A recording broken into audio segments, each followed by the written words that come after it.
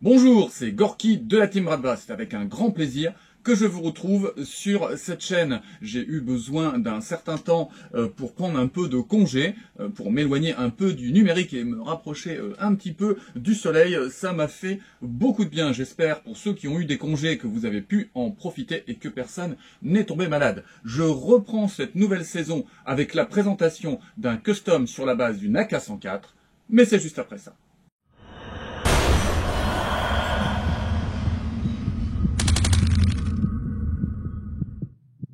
En introduction, je souhaiterais remercier un ami qui est tireur sportif, qui m'a prêté son AK-104, non pas pour que je tire avec, mais pour que je la manipule et pour que j'appréhende un petit peu son ergonomie.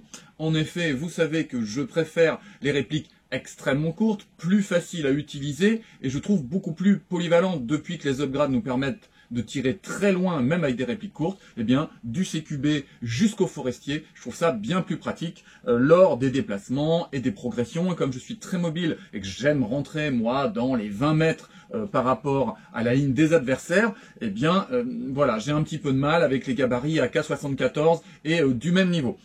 Pourquoi je n'ai pas fait de custom sur une base d'AK-74 SU? Parce que j'en ai déjà deux qui sont déjà pas mal customisés et je voulais voir si je pouvais aller concurrencer mon ami Kritchek. Vous savez, j'ai fait une revue pour ceux qui suivent la chaîne sur un custom à 800 € et je voulais savoir si moi je pouvais monter aussi un petit custom sur base de 104. Depuis, on a eu le développement des Z-Parts de chez LCT. Lui, il avait commandé beaucoup de choses sur le site Mlemart et il avait payé relativement cher toutes ses pièces.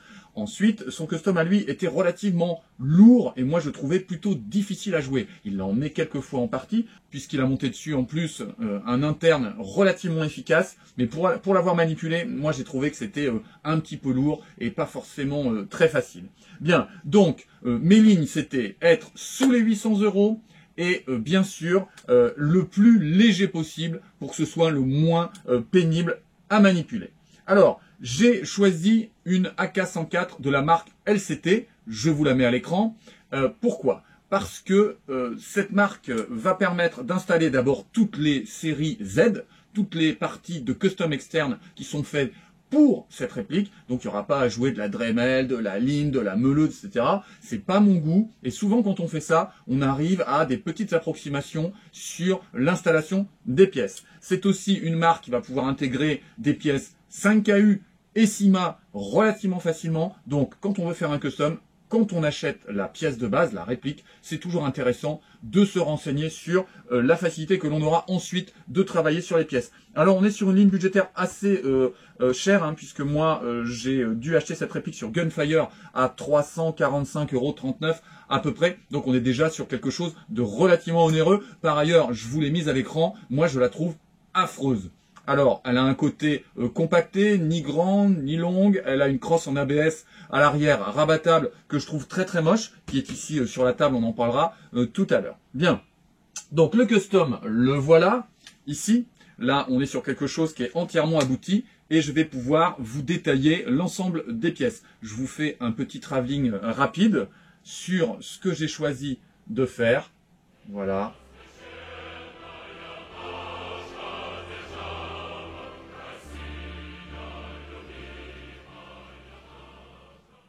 Voilà, alors rien de très spécifique. Je voulais vraiment avoir un ensemble garde-main avant qui vienne englober le retour de gaz et le canon jusqu'au cache-flamme. Ça, c'était au niveau du visuel. Et je voulais éviter d'avoir trop de poids sur l'avant. Alors, la première chose que j'ai retirée sur cette réplique, eh bien, c'est la crosse. La crosse, elle est ici. Voilà. Une crosse ABS classique, on va pouvoir retrouver sur les AK-74 MN. Alors, on aime ou on n'aime pas. Sur l'AK-74 MN, moi je trouve que ça va pas trop mal. Sur l'AK-104, je trouve ça vraiment très moche. Voilà, c'est la première chose que j'ai dégagée. Alors, j'ai hésité avec une PT1, mais comme je l'avais sur mon PP19 Viteaz, eh bien j'ai voulu aller jeter un œil du côté de la PT3, qui était celle qui avait été choisie aussi par Kritchek. J'ai eu une hésitation sur la question. Soit je prenais la 5KU, que j'avais déjà monté dans la version EEL, puisque 5KU en fait propose deux PT3, une qui va être adaptée GHK-LCT et une qui va s'adapter à EEL.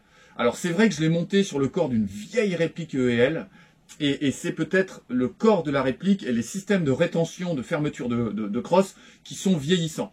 Il n'en reste pas moins que lorsque la crosse est en position d'utilisation, si on a un choc latéral assez important, la crosse se rabat. Donc ça, c'est pas top top. Donc, je me suis dit, j'ai eu un petit peu ce petit souci avec mon EEL. Tant pis, ça va me coûter combien? Ça va me coûter 17 € de plus entre la 5KU qui est à 99 € et la LCT qui est à 116 €. Alors c'est beaucoup, 116 € hein, pour une crosse, mais on est sur une Repro Zenitco qui est vraiment superbe. Regardez, avec des marquages à différents endroits. On va avoir un système qui va permettre de monter l'appui-joue.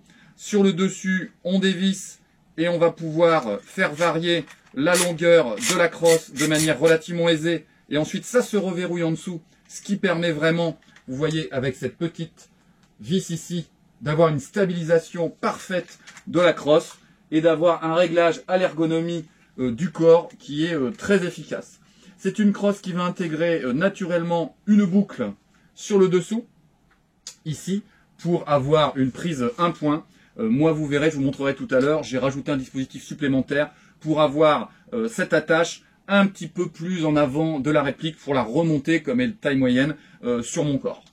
Après avoir changé cette crosse pour cette PT3, forcément, là, quand on annonce la couleur à ce niveau de modernité, eh bien, on est obligé ensuite de dévaler et de changer quasiment tout sur la réplique. Je n'ai pas choisi de prendre une poignée type Zenitco parce que les poignées Zenitco AEG sont vraiment surdimensionnées.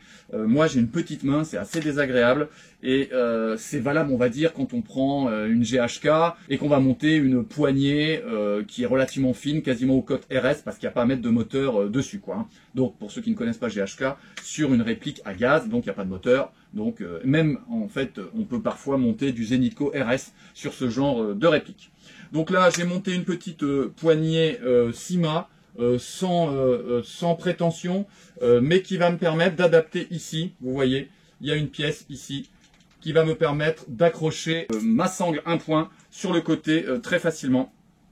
Voilà, pour avoir un port tactique relativement efficace. Moi j'aime beaucoup les sangles en 1 point qui permettent beaucoup plus facilement de faire les transitions entre l'épaule gauche et l'épaule droite, notamment en CQB sur les passages de porte. C'est très pratique. On est sur une réplique qui va intégrer sur la 104 un rail latéral, ici. Voilà. Qui va vous permettre de fixer un support pour votre optique. Je trouve que sur une réplique extrêmement moderne, c'est pas super joli, donc j'ai pris une autre option. Je vous en parlerai juste après. Sur la question du garde-main avant, comme je vous l'ai dit tout à l'heure, je voulais avoir une recouverture totale jusqu'au cache-flamme. Alors j'aurais pu aussi, là, sur cette situation, choisir une série LCT, mais qui sont nettement plus chères et plus lourdes que la version 5KU que j'ai trouvée sur Taiwan Gun. Ils appellent ça la série Lightweight. Alors ça tombe bien. Et je gagne plus de 100 grammes sur la partie upper et lower, la partie haute et basse du garde-main, pour un effet, somme toute, tout à fait satisfaisant. Voilà. En plus, je voulais, moi, avoir un système avec des vis, ici, que vous voyez, aux différents endroits. Des vis qui permettent de serrer parfaitement le garde-main sur la réplique. En plus, vous avez une série de marquages qui sont très jolis et qui sont du meilleur effet. Donc ça, je vous mettrai aussi les liens vers ces deux pièces qui m'ont coûté, le handguard, on est à 56 € pour le bas, et puis la partie haute, on est à 36 €. Alors dommage pour la partie basse, elle est out of stock actuellement, mais bon, j'imagine qu'elle sera à mon avis en réassort dans pas trop longtemps. C'est vraiment très joli. On essaye en fait avec mon ami là qui est tireur sportif de se faire quasiment le même custom. Alors lui il est sur du vrai Zenitco, moi je suis sur de la Repro, et nos deux, son arme et ma réplique, se ressemblent de plus en plus. Je verrai si un jour je les mets l'une à côté de l'autre. Bon, il y a toujours les problèmes de oui mais machin c'est une vraie arme, etc. On pose des soucis. Bon, voilà, donc je vais réfléchir à si je le fais ou pas, on verra bien. Je n'ai pas changé, regardez là ici le sélecteur de tir, je n'ai pas posé de X47. Pourquoi? Eh bien parce qu'ensuite j'ai des soucis pour régler mon MOSFET, le Titan. régulièrement quand je pose le X47, j'ai des problèmes de réglage. Donc j'ai laissé le sélecteur d'origine. Sur la suite du custom, j'ai beaucoup hésité à installer un top cover B33 avec la partie Picatinny et puis les articulations sur le côté. Vous voyez, là ici, pareil, joli marquage. L'articulation ici qui vient mordre avec deux vis dans le bas du garde-main. Pourquoi? Parce que je trouve que le prix est vraiment très excessif. Chez 5KU, le B33 est à 75 € et chez LCT, il est à 110 €. 110 € le top cover, on est quasiment sur le prix d'une réplique. Bon, alors après, quand on monte un gros custom, c'est sûr qu'il va y avoir des lignes budgétaires comme ça qui font un petit peu mal. J'avais laissé au début le top cover lisse classique, voilà, de la 104, mais ça faisait vraiment, vraiment moche, pas abouti. Donc j'ai cassé ma tirelire et puis j'ai pris plutôt le 5KU, histoire que on baisse un petit peu le prix. J'avais peur que ça s'adapte pas très bien. Je peux pas vous dire que par rapport au LCT Kryczek, ça va s'ouvrir et se fermer aussi facilement, mais à partir du moment où c'est en place, je n'ai aucun roulis latéral, donc je vais pouvoir régler mon T1 de manière efficace et sans risquer d'abîmer la prise de visée quand je vais agiter un petit peu la réplique et que si ça prend du roulis, je peux plus prendre ma visée, quoi. Hein. Alors, et puis ça donne évidemment, vous voyez, une cohérence à l'ensemble qui est quand même beaucoup plus jolie que si j'avais un top cover old school en plein milieu. J'ai au niveau des chargeurs, le chargeur LCT fit parfaitement. Le RS va prendre aussi. On va avoir les 10D Arcturus qui fonctionnent nickel aussi. Et les Syma, est-ce que ça passe pour Syma? C'est un peu difficile devant, mais une fois que c'est dedans, impeccable. On est sur les compatibilités LCT, on va pouvoir se faire une série de chargeurs ou utiliser nos chargeurs favoris sans avoir à tout racheter. Sur la question de l'optique, j'ai choisi de prendre un type T1 avec un profil bas pour éviter, je vous l'ai déjà dit, on a déjà eu cet échange, d'avoir à trop lever la tête, et j'ai vu trop, moi, de joueurs qui pensent tirer, et puis en fait, ils ont le canon face au mur, et ils vont avoir l'optique qui est bien sur le joueur, mais ils tirent dans le mur et ils nous envoient des billes partout dans l'espace dans lequel on est. D'accord? Donc plus on est bas au niveau du profil, et plus ce sera facile, et moins il y aura à sortir la tête, encore une fois, dans cette idée d'être relativement polyvalent. Vous voyez, il sort très très peu du profil global de la réplique, et ça permet d'avoir un compactage au niveau de l'attitude qui va permettre d'éviter de trop s'exposer aux billes de nos camarades. J'ai évidemment installé le relais de levier d'armement, que j'aime beaucoup. Voilà, le PK1, ici, histoire d'avoir encore une fois un joli petit look sur le côté, et puis un marquage supplémentaire. Le PK6, ici, voilà, toujours très agréable pour venir maintenir la réplique bien calée contre l'épaule. Et ensuite, c'est poser la question du cache-flamme. Moi, j'aime beaucoup le Krinkhoff, mais voilà, est-ce qu'il y en a vraiment sur les armes russes, etc. Donc, je suis resté sur quelque chose de très classique, le DTK2. Voilà, je vous le montre, avec son joli marquage à l'avant, et qui a plusieurs intérêts. Alors déjà, il est plus court que le cache-flamme de base. On va dire un bon centimètre de moins que le cache-flamme qui est donné avec la réplique. Et comme moi, j'ai vraiment ce souci d'avoir la réplique la plus compacte possible, 1 centimètre par-ci, on tasse un petit peu la crosse de l'autre côté. Voilà, plus on peut compacter, moi, plus je trouve que c'est intéressant. Vous voyez, moi je fais 1,80 m. Vous voyez, si je la mets contre moi, on est sur une réplique qui va être très peu gênante en partie, plutôt équilibrée et je pense relativement efficace. Si je fais le total de l'ensemble de ce que j'ai acheté et changé, on est aux alentours de 680 €. Je n'ai pas touché à l'interne.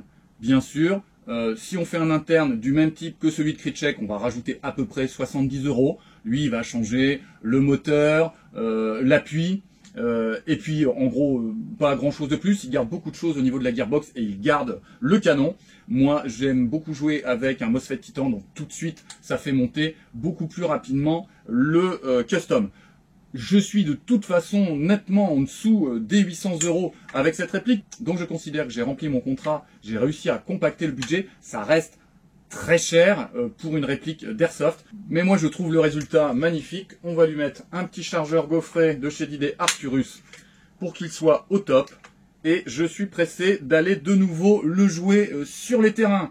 Voilà, les parties à la Chacal Corp, notamment chez nos amis de Saint-Sauveur-sous-École, sont de nouveau ouvertes. N'hésitez pas à vous y rendre. On va se déplacer, nous, principalement là-bas cette année. J'espère que la Team Bradva aura l'opportunité de jouer avec un maximum d'entre vous. On a passé les 3000 abonnés sans être monétisé, puisque c'est notre engagement en tant que chaîne associative. Alors continuez à nous soutenir. Continuez à vous abonner, ça nous permet de poursuivre nos partenariats, notamment avec Airsoft Entrepôt qui a accepté cette année encore de nous accompagner. Merci Airsoft Entrepôt. Je vais recevoir bientôt des répliques de chez eux que je vous présenterai. On sera sur du moyenne gamme, moyenne bas de gamme. Voilà, c'est bien aussi de présenter des choses qui sont aux alentours de 200 € et qui apportent pas mal de choses au niveau de la russophilie. Portez-vous bien, profitez des derniers rayons de soleil et à très bientôt. Allez, au revoir.